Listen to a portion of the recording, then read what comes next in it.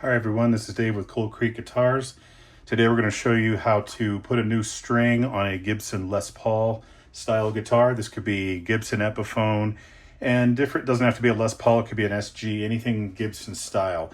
So what we're going to do is, I've got all the tools here, but we're not going to use any tools. We're going to say, what if you busted a string, you've got a replacement, but you have no tools at all. So we're going to show you how to do that today. All right, you can see in this case, the broken string that I've removed is the B string. So I've got a replacement here that I'm satisfied with. So I'm going to go ahead and take it out. And we're going to start down here at the bridge. So on this style bridge with the Tune-o-matic, the strings are threaded through the back of the bridge here. So I'm going to go ahead and take the non-ball end of the string and feed it through, grab it, and just pull it on through. Okay, and when the ball gets to the end, you just pull it tight and just let it rest right there. So now we're going to switch to the headstock.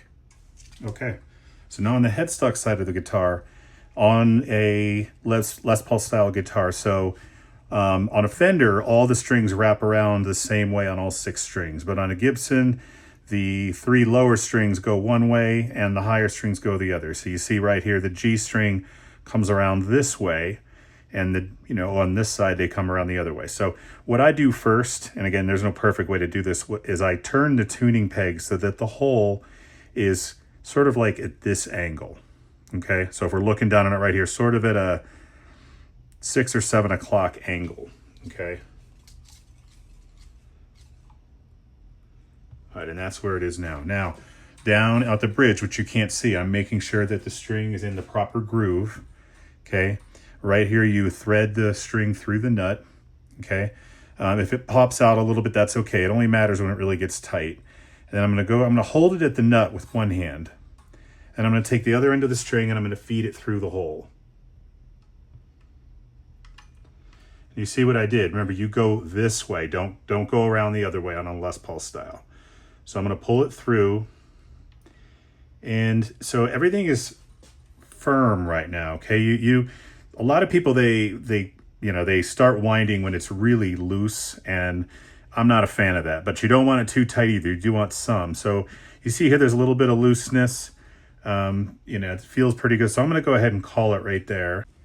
Okay, what I'm going to do is, I've wrapped it around the post a little bit. I'm going to keep my thumb back here on the string, and I'm actually pulling. So what I want is the actual string between the post and my thumb to be semi-tight. It doesn't have to be rigid, but you want it to be firm when you start turning. Okay, now it's time to start turning. Now I'm holding the string at my thumb right here at the nut to keep it as taut as possible. Slipped there a little bit. That could happen. Let's keep going.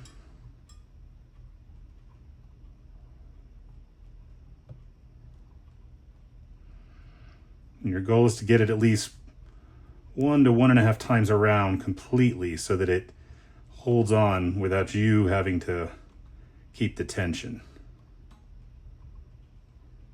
All right, now I'm starting to feel the tension. I'm going to slowly start letting go with my thumb. I'm going to check the bridge again, which you can't see. I'm making sure it's in the groove, making sure it's in the nut slot. I'm going to start plucking the string.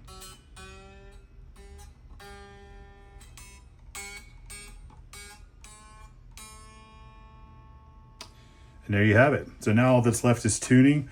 Now you're left with a string end here. Again, this rule here is no tools. So what you can do is you can curl these in and fold them up if you want. You can leave them dangling. Some people like that. Or when it's a string then you can probably go find a pair of scissors and just cut it off. I like to have these cut off. But that's it. Changing the string without any tools. This is Dave with Cold Creek Guitars signing off.